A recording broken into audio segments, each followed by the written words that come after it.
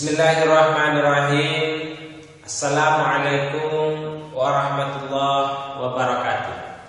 Alhamdulillahirabbil alamin, nahmaduhu wa nasta'inuhu wa nastaghfiruh wa na'udzu bika min syururi anfusina wa min sayyiati a'malina. May yahdihillahu fala mudhillalah wa may yudlil fala hadiyalah. Allahumma shalli ala sayyidina Muhammad wa ala ali sayyidina Muhammad.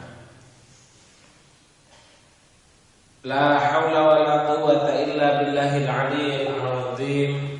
La haula wa la quwwata illa billahil aliyyil azim. Amma ba'du. Alhamdulillah, segala puji bagi Allah yang telah memberikan nikmat kepada kita berupa nikmat Islam dan nikmat iman kepada kita, sehingga pada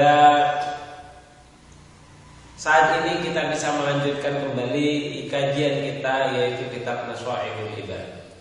Salat serta salam semoga tetap tercurahkan kepada junjungan kita Nabi besar Muhammad sallallahu alaihi wasallam, yang senantiasa patut kita jadikan sebagai suri tauladan, karena beliau yang telah mengantarkan kita dari masa jahiliyah menuju dinul Islam.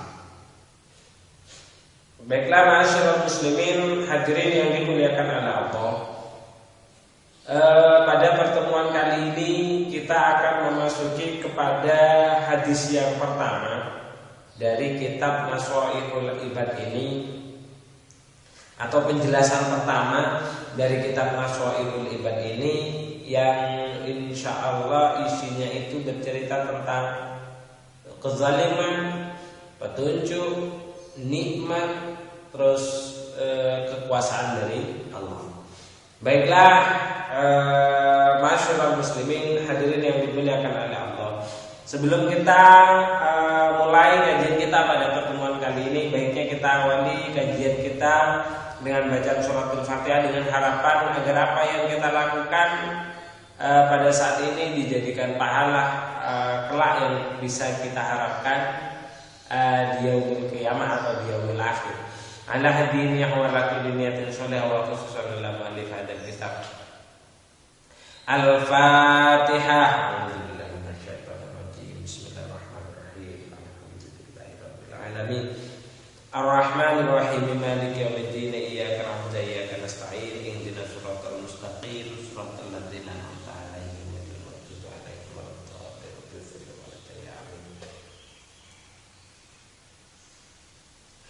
Bismillahirrahmanirrahim. Wa qad qala musannifu rahimahullahu ta'ala wa nafa'ana bihi wa bi ulumihi fid dharaini amin amin ya rabbal alamin. Hadhihi ay al mustahdarati. Hadhihi utawi ikilah perkara kang hadir.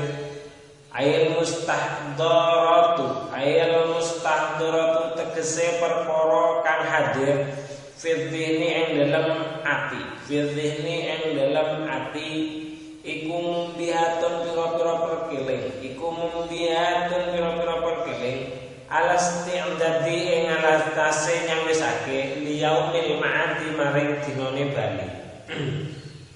Ai alat ta'ahubi, ai alat ta'ahubi tegese ing atase persiapan li ajli waktu rujuki krana arae waktune bali ilallahi maring Gusti Allah taala hale mohon luhur sinten Allah.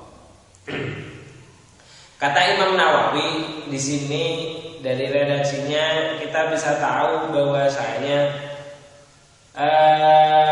kitab Nasha'ihul Ibad seperti judulnya itu jelas, kata Imam Nawawi di sini, ini sesuatu pengetahuan yang sudah memang tertancap di dalam hati saya, yang tidak lain isinya itu adalah sebuah peringatan-peringatan. Jadi kitab ini yang sudah kita ketahui yang ada di tangan pembaca ini itu berisikan tentang peringatan-peringatan agar kita bisa mempersiapkan diri kita pada saat kita kembali menghadap kehadiran Allah Subhanahu wa ta'ala. Tuh. Fa inna minna Jadi banyak isinya itu adalah peringatan-peringatan. Fa inna minna saat temene iku setengah saking mumbihat. Iku setengah saking mumbihat air mumbihati tegese iku setengah saking pira-pira pekene.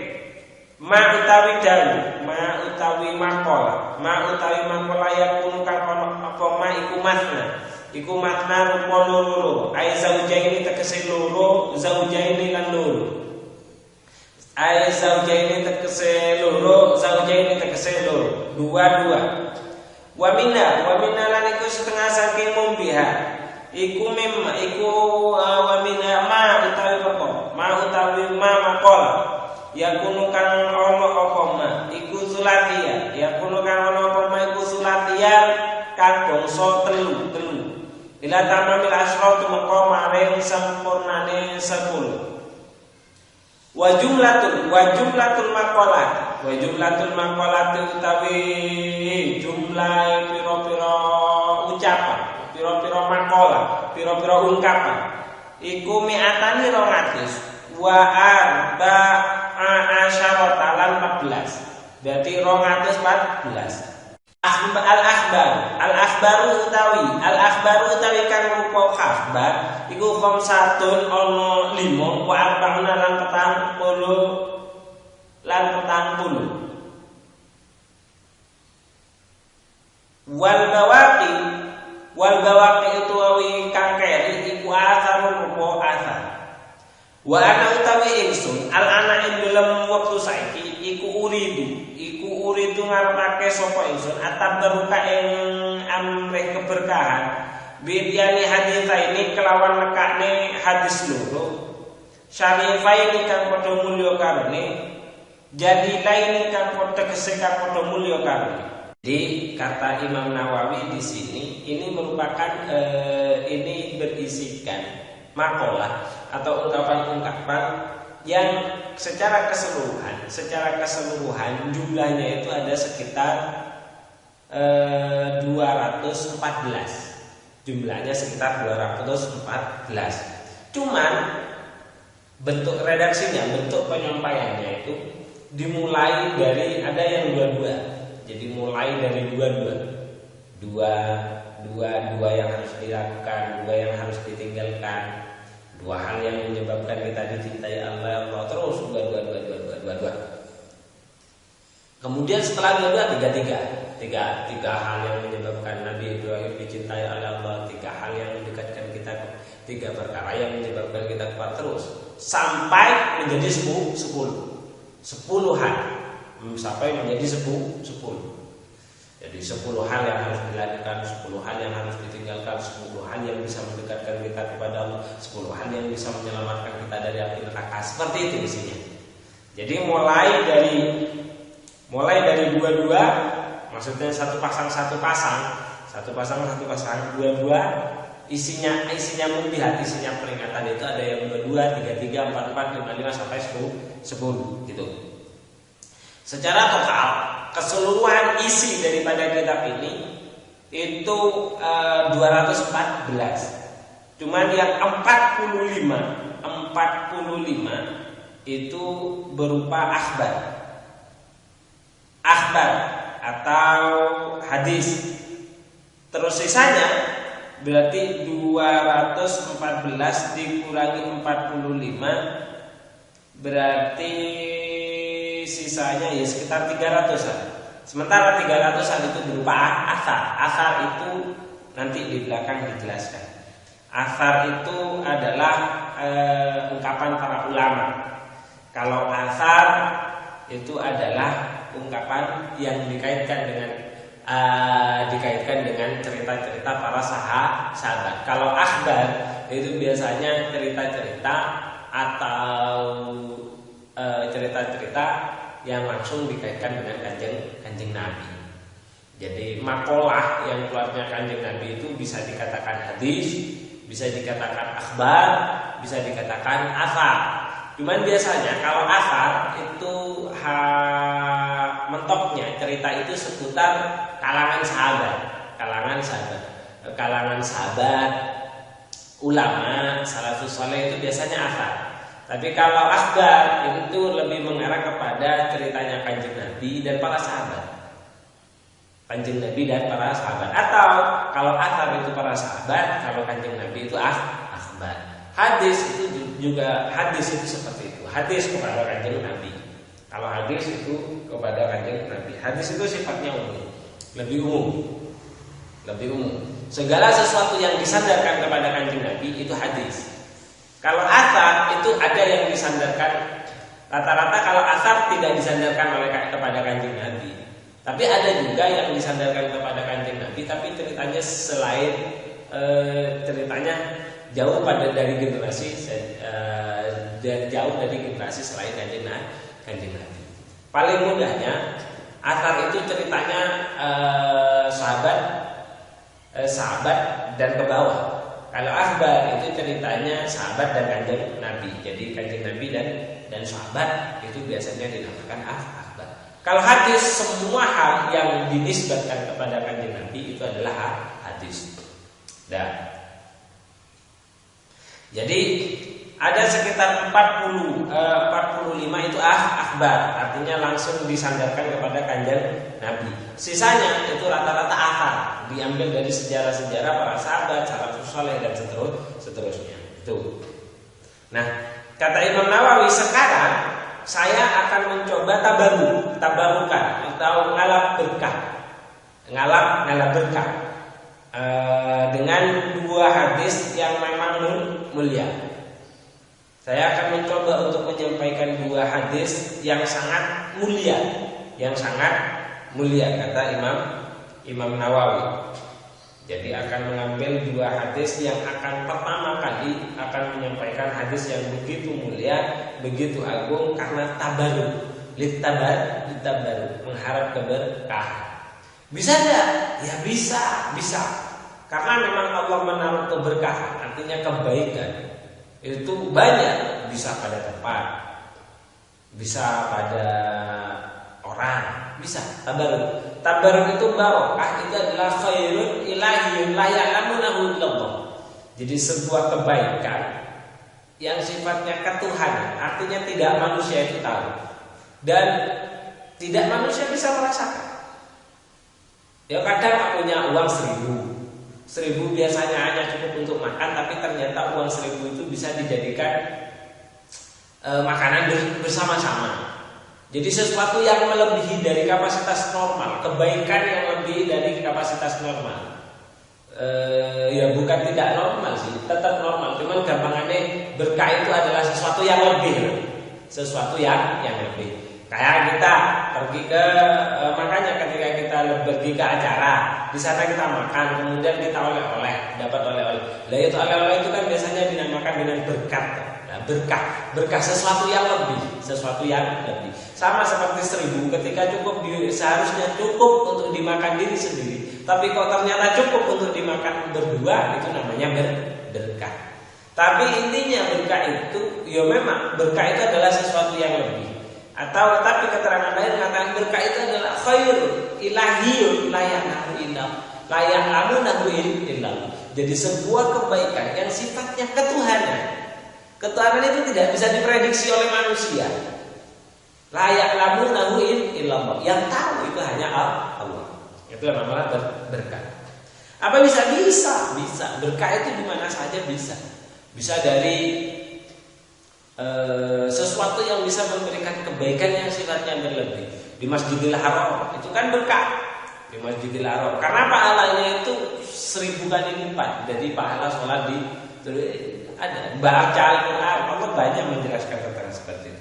Salah satunya itu dijelaskan terkait dengan keberkahan itu terkait di dalam surat Shad ayat 29 yang berbunyi itu Kitabun anzalnahu ilaika mubarakun liyadabbaru ayati wa liyatadakkaru ulul albab al-ayat.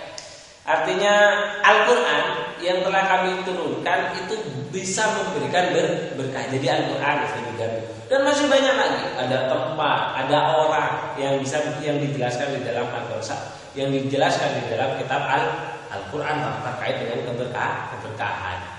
Cium tangan orang soleh, itu katanya bisa mendapatkan keberkahan. Karena memang Allah itu memberikan keberkahan liman yasha, bagi siapa saja yang dikehendaki. Makanya tidak salah kalau Imam Nawawi itu mengatakan dengan mengungkapkan dua hadis yang begitu mulia, kata Imam Nawawi, dua hadis yang begitu istimewa, ya kata Imam Nawawi, saya mencoba untuk mengalap berkah, mengharapkan banyak kebaikan, dilipat gandakannya kebaikan apa yang telah saya karang. Itu sudah benar, itu sudah betul. Karena memang keberkahan Allah turunkan liman yasha, bagi siapa saja, bagi apa saja yang memang Allah kehendaki untuk bisa memberikan keberkahan. Pokoknya keberkahan itu sesuatu yang baik, yang lebih memiliki nilai plus, itu berkah. Kalau definisinya barokah itu ya saya tahu itu adalah khairun ilahiyyun la ya'lamuhu illa Allah.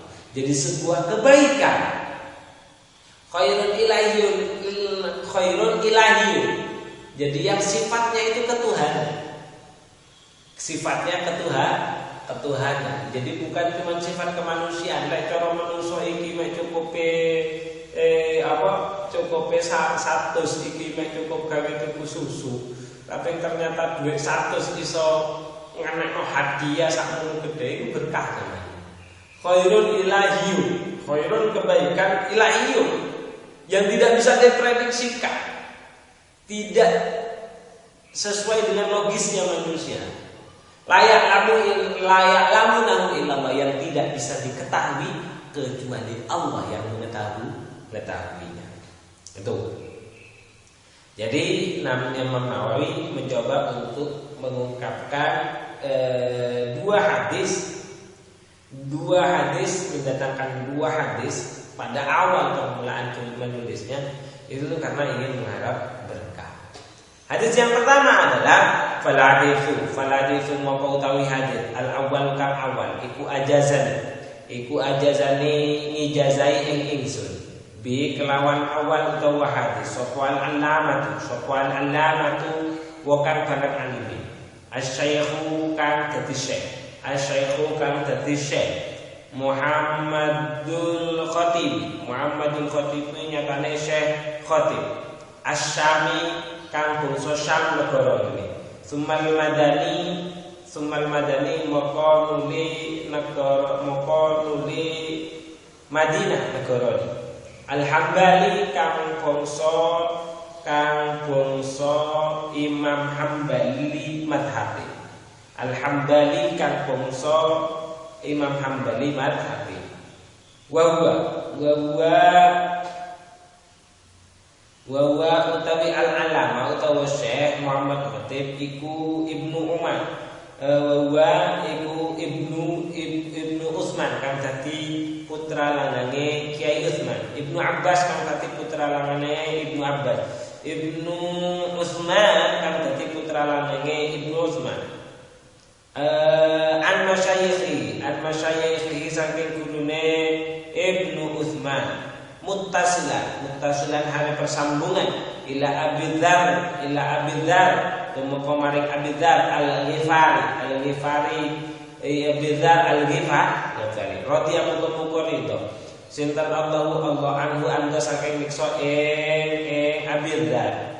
Dan riwayatake an Rasulillah saking Rasulullah sallallahu alaihi tambah rahmat talim sinten Allah alaihi ngatasi Kanjeng Nabi wasallam selamat. Fima ing dalam riwayat yarwi kan riwayatake sinten Nabi ing an Rabbi saking pangerane Kanjeng Nabi azza kang maha luhur sinten Rabb wa jalala tegese maha agung sinten Rabb. Berarti hadisnya ini merupakan hadis qudsi. Jadi hadis pertama itu adalah hadis yang Imam Nawawi dapat dari gurunya yang begitu alim kata beliau, yaitu Muhammad Khatib Asy-Syami. Muhammad Khatib Syam itu adalah putra dari Kiai Utsman. Dan Kiai Utsman itu adalah terus ke Ibnu Abbas dan terus ke Ibnu Utsman dan sampai nyambung kepada Syekh sahabat Abi Dzar, nyambung kepada sahabatnya Nabi yaitu Abi Dzar. Dan Abi Dzar dari kanjeng Nabi. Itu. Ini merupakan kata Abi Dzar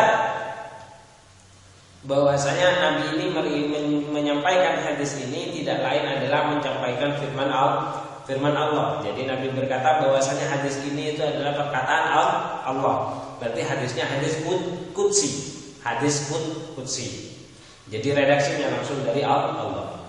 Bunyinya hadis itu adalah qala wisdawu sintan Allah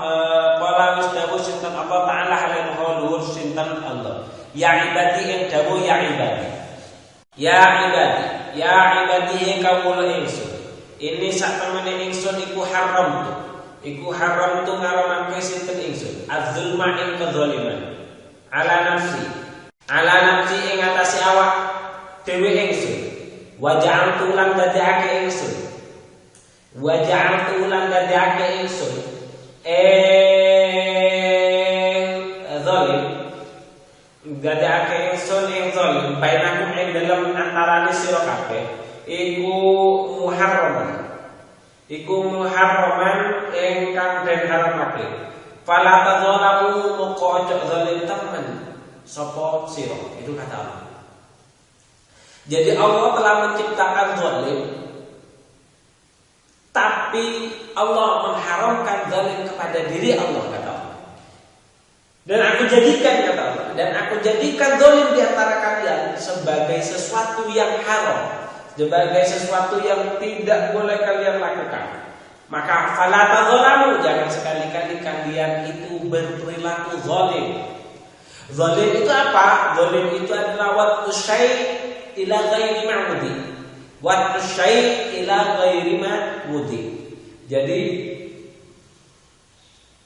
menaruh sesuatu tidak pada tempatnya itu namanya zalim. Orang itu diperintahkan jujur, kok tidak jujur, nanti itu zalim. Terus bukan cuma itu, kita sebagai makhluk Allah diciptakan untuk beribadah kepada wa ma khalaqtul jinna wal insa illa liya'budun. Tapi kita kok tidak beribadah kepada Allah, tapi kita bermaksiat, maka itu tergolong zalim. Zalim kepada diri sendiri. Zalim oleh Allah sudah diharamkan untuk diri Allah sendiri. Dan Allah menjadikan zalim itu di antara kita, di antara makhluknya sebagai sesuatu yang telah diharamkan. Maka perintah Allah, fala tadzalamu, janganlah engkau sekali-kali berperilaku zalim. Itu hadis yang pertama. Ini adalah perintah untuk kita menjauhi zalim. Terusannya hadis ya ibadi kawula ingsun. Kullukum dhal, kullukum utai saben-saben sira iku dhal, bukan sasar. Ilaman angin wong hadaituhu, kata Allah, ilaman angin wong hadaituhu kang wis paring pitutur sapa ingsun ing man. Fastahduni moko amro pitutur sapa sira kabeh ing ingsun. Ahdiku moko awe pitutur sapa ingsun ing sira kabeh. Tulisannya hadis Allah menjelaskan bahwasanya pada hakikatnya manusia secara keseluruhan itu ada pada kesesatan. Hanya Allah lah yang bisa memberikan petunjuk kepada orang yang sesat. Maka perintah Allah, mintalah kalian petunjuk kepadaku, niscaya aku akan memberikan petunjuk kepada diri kalian. Coba kita lihat. Cuman masalahnya manusia itu tidak tahu. Tapi tidak mencoba untuk mencari tahu. Fastashiduni, kata Allah. Amri itu berusaha untuk mendapatkan petunjuk, itu tugas kita. Tapi masalahnya di antara kita dikatakan orang tidak tahu, tapi kita tidak mau belajar. Aneh. Makanya jangan sekali-kali kita mengharapkan petunjuk dari Allah, karena di sini bahasanya fastahduni, berusaha untuk mencari petunjukku, kata Allah. Maka baru ahdiku. Jadi kalau tidak ada upaya untuk mencari, tidak ada usaha untuk mencari petunjuk, maka Jangan mengharap bisa mendapatkan petunjuk, karena bahasanya seperti itu hadis ini. Pengalaman pribadi dari jamaah KBIH yang saya tahu itu ada sekitar 300 orang itu yang ikut. Tapi ketika tes baca Al-Quran, ternyata itu yang bisa baca Al-Quran saja itu sekitar berjumlah 10 orang, tidak lebih dari 10 orang.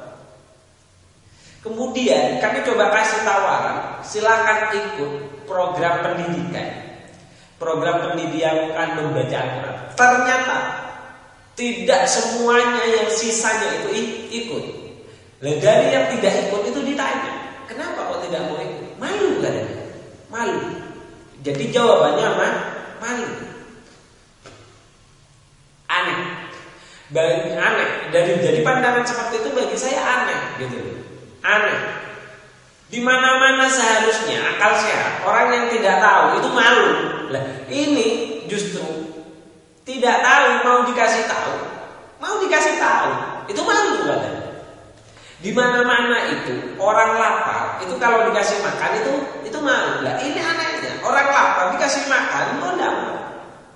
Padahal makanannya itu sudah sesuai dengan yang dibutuhkan. Jadi alasannya malu. Jadi malu jadi malu untuk belajar. Padahal belajar itu adalah sesuatu yang mulia, jelas mulia. Ada alasannya malu kepada anaknya. Aneh. Jadi anak terus diajari dengan kebohongan, memajak sebagai orang tua yang sok tahu. Tapi padahal setiap kejelekan kita simpan seperti apapun itu pasti akan terkuak. Aneh manusia itu. Aneh. Salah satu anehnya yaitu, jadi ketika dia tidak tahu mau diajarin dia bilang man. Jadi ketika dia tidak tahu itu mah. Tapi kalau melakukan dosa yang lain, contoh berhasil menipu orang, enak aku wis kena ini. Kamu apa dia malah tidak malu. Anak yang sudah SMA, banyak anak-anak SMA. Kau tahu ya, saya sering kumpul dengan anak SMA, saya kumpul dengan anak SMP, saya kumpul dengan anak mahasiswa, iya kan? Jadian pacaran, jelas-jelas wala taqrabuz zina firman-Nya Allah. Kita tanyakan kepada dia zina itu tidak boleh, kepada sesuatu yang mendekati kepada dia itu dia jawab zina boleh apa tidak gitu. Tapi ketika dia baru jadian pacaran, dia cerita, aku jadian dengan itu. Aneh, dia tidak mau. Ketika suruh ngaji, dia tidak mau. Dijawabnya itu adalah malu. Aneh. Ini adalah sebuah fenomena yang aneh. Padahal seharusnya kita malu kepada Allah, kepada sesuatu yang sudah kita sendiri tidak bisa menyempurnakan. Sholat kita tidak bisa menyempurnakan gara-gara kita tidak tahu syarat rukunnya, gara-gara kita sudah lama tidak mengkajinya, gara-gara kita jauh dari Allah. Seharusnya itu yang kita malu. Lah ini enggak. Sebuah kebaikan kita malu, sebuah kejelekan kita tidak malu. Maka ini adalah salah satu tanda awal dari kehancuran umat manusia. Jadi ketika manusia sudah tidak malu melakukan kejelekan, tapi dia malu melakukan kebaikan, maka di sana adalah awal kehancuran dan awal dia jauh dari petunjuk Allah Subhanahu wa Ta'ala.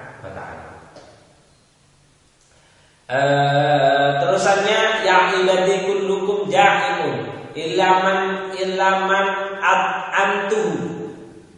Ya ibadi wahai hambaku kata. Ya ibadi kaulah ingsun kullukum ja'iun. Saben-saben sira iku ja'iun wong kang lambat. Ilaman angin wong antum. Ilaman angin wong antum kang aweh panganan ingsun eman. Kang aweh panganan ingsun eman. Perintahnya fastat imuni moko amoyo mangan sapa sira ingsun kata Allah. At-imkum moko bakal awet panganan ingsun sira. Jadi fi'il madhi yang dipakai. Fastat imuni. Istat imuni. Harus sudah ada usaha untuk mencari makan. Maka pasti kata Allah, at-imkum, maka pasti Allah akan memberikan makan. Ini insya Allah kajiannya akan semakin menarik. Tapi karena begitu panjangnya, insya Allah akan kita lanjutkan pada pertemuan yang akan datang. Saya awali lagi dari yang awal. Tapi intinya dari dua hadis tadi, dari dua redaksi, masih panjang. Dari dua redaksi pertama, kesimpulannya adalah Allah menjadikan zalim itu adalah sesuatu yang haram kepada diri kita. Zalim itu adalah menempatkan sesuatu tidak pada tempatnya. Itu adalah zalim. Contohnya seperti tadi, kita diciptakan oleh Allah sebagai hamba yang harus mengabdi kepada Allah. Kok tidak mengabdi? Berarti itu sudah lepas dari asal penciptaan kita, yaitu sebagai hamba. Hamba itu harus mengabdi. Kok tidak mengabdi? Berarti kita zalim. Kalau zalim berarti kita melakukan sesuatu yang telah diharamkan oleh Allah. Terus di sini kita semua itu pada hakikatnya itu adalah orang yang tidak mendapatkan petunjuk, orang yang tersesat, kecuali mereka-mereka yang Allah beri petunjuk. Maka perintah Allah itu usaha kita harus mencari petunjuk. Jadi usaha kita mencari petunjuk. Maka kata Allah, ahdikum, Allah pasti akan memberikan petunjuk. Jadi ada upaya untuk mencari petunjuk, maka Allah pasti akan memberikan petunjuk. Kemudian yang kedua, yang terakhir itu adalah kullukum ja'iun illa man at'amtuhu fastaqimuni a'timuhu. Kemudian pada hakikatnya kita semua itu dalam kondisi yang lapar. Kita tidak memiliki segala sesuatu yang bisa kita makan kecuali memang Allah yang memberikan kita makan. Maka perintah Allah, berusahalah kalian untuk meminta makan kepada aku. Maka pasti aku akan memberikan makanan kepada kalian. Semuanya menggunakan fi'il madi. Perintahnya itu adalah mintalah kalian makan, berusahalah meminta makanan kepada aku, kata Allah. Maka barang siapa yang berusaha meminta makanan kepada Allah, niscaya Allah akan mencukupi makanannya. Itu saja yang bisa saya sampaikan. Semoga apa yang kita kaji pada pertemuan kali ini dijadikan ilmu yang bermanfaat oleh Allah Subhanahu wa Ta'ala. Insyaallah pada pertemuan yang akan datang kita akan lanjutkan kembali isi secara detailnya seperti apa. Akhirul kalam kita tutup dengan baca surah Al-Fatihah dengan harapan agar apa yang kita lakukan pada pertemuan kali ini dijadikan ilmu yang manfaat dan barokah. Al-Fatihah.